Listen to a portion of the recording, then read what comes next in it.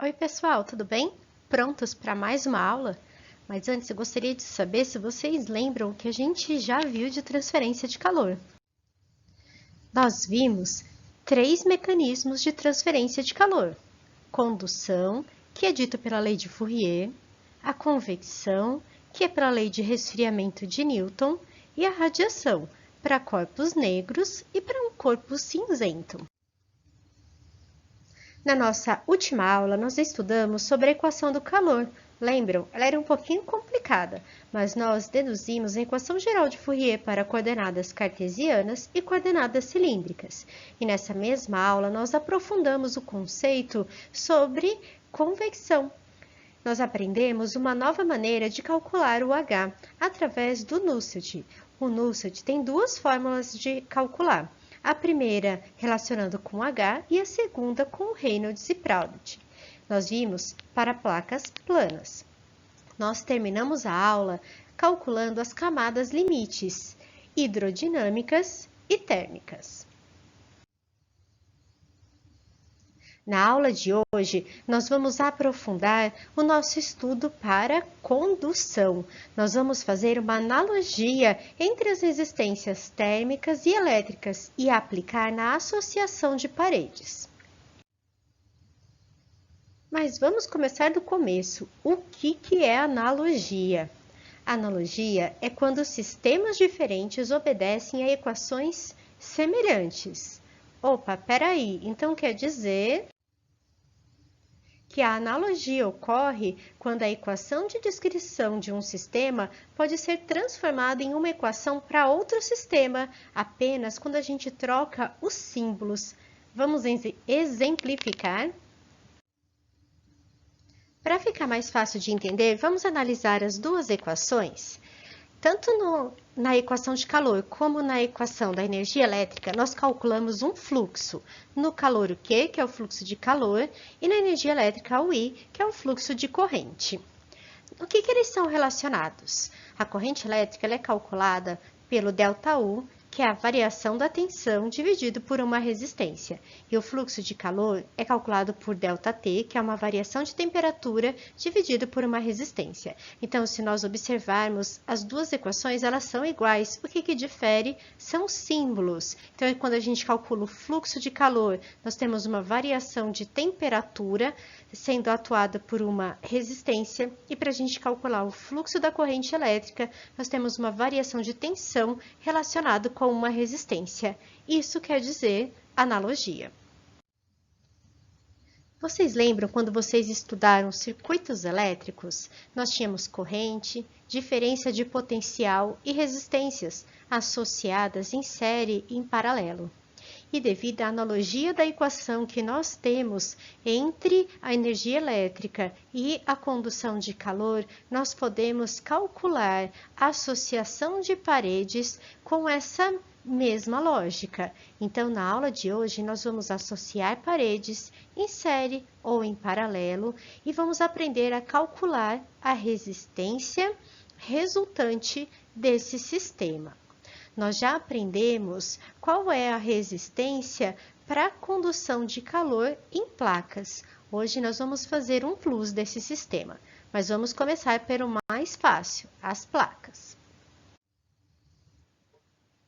Vamos começar fazendo uma associação em série das placas. Isso quer dizer que nós temos aqui uma placa com material, aqui outra placa com outro material e aqui outra placa com outro material, que pode ser igual ou diferente de A, por exemplo. Nós temos de um lado um fluido quente, do outro lado um fluido frio, e nós vamos considerar um regime permanente, onde ele já atingiu o equilíbrio aqui dentro. Então, nós não vamos aplicar a equação do calor que nós vimos a semana passada. Nós já vamos trabalhar um regime permanente aqui. O importante é que a gente vai ter que associar a resistência que nós temos em cada uma dessas paredes. E nós vamos aprender, inclusive, a calcular a temperatura intermediária que nós temos nesse sistema. Vamos começar calculando o fluxo de calor que atravessa essa parede.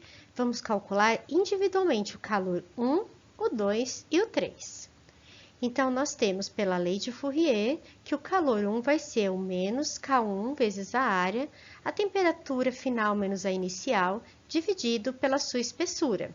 A mesma coisa para o calor 2, sendo que agora a gente tem as condições do sistema 2 e a diferença de temperatura desse sistema, e a mesma coisa para o calor 3, cada um com as suas características físicas e as suas respectivas diferenças de temperatura, sendo que a 1 é na extremidade do lado com fluxo de calor quente e a T4 é a temperatura do lado com o fluxo de calor frio, que são os extremos. As temperaturas 2 e 3 estão dentro desse sistema, entre as placas. Agora, a gente vai colocar essas temperaturas aqui em evidência. Então, o que eu vou fazer? Eu vou multiplicar o L para lá e dividir por menos K1 vezes A1. Fiz isso para o primeiro, para o segundo e para o terceiro. E vou somar tudo isso. Então, eu vou ter isso menos isso, mais isso menos isso, mais isso menos isso, tá? Aqui. E do outro lado, eu vou somar a mesma coisa. Eu vou ter isso daqui, mais isso daqui e mais isso daqui. Ok. O T2 positivo com o T2 negativo eu corto. Deixa eu até marcar aqui para vocês. Corto esse com esse. O T3 positivo eu corto com o T3 negativo. E vai sobrar somente o menos T1 e o mais T4. Mais T4 menos T1 vai ser igual a essa quantidade de calor aqui que nós juntamos. Vamos agora escrever na forma de resistência. Lembra que resistência é L dividido por K vezes A1? Então, ao invés de escrever L1 dividido por K1A1, eu vou escrever R1. A mesma coisa para o sistema 2 e a mesma coisa para o sistema 3. Eu gostaria de falar uma coisa muito importante. Você lembra o que é regime permanente? É quando a gente não tem nenhuma variação ao longo do tempo, nem de temperatura, nem de fluxo, nem de concentração, nem de nada. No caso do calor, regime permanente indica que todos os fluxos são iguais. Regime permanente, todos os fluxos são iguais. No regime permanente, todos os fluxos são iguais. E para vocês não esquecerem, no regime permanente, todos os fluxos são iguais. E para finalizar, no regime permanente, todos os fluxos são iguais. Então, o que eu vou fazer? Eu vou substituir Q1, Q2 e Q3 por Q. E vou colocar em evidência. O que eu tenho aqui? Uma diferença de temperatura, a menor menos a maior. Então, isso aqui é um valor negativo, né, que eu tenho. Tenho aqui um sinal negativo, que se eu trouxer para cá, ele vai ficar T1 menos T4, um sinal maior, né? T1 maior do que T4 vai ser um sinal positivo. E se eu isolar esse Q, ele pode ser escrito por diferença de temperatura maior menos a menor dividido pela soma das resistências que a gente tem nesse sistema.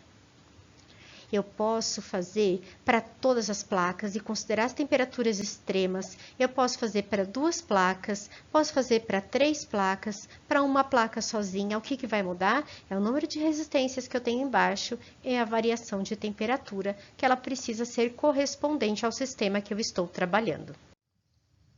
Para finalizar, vamos fixar que para uma associação de paredes em série, o calor ele pode ser calculado pela diferença de temperatura dividido por uma resistência total, quando eu estou falando da placa inteira, ou quando eu estou falando de um pedacinho, essa resistência total é a soma dessas.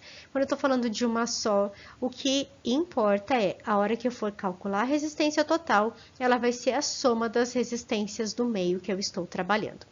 Para a gente estudar a próxima associação, eu vou fazer no próximo vídeo.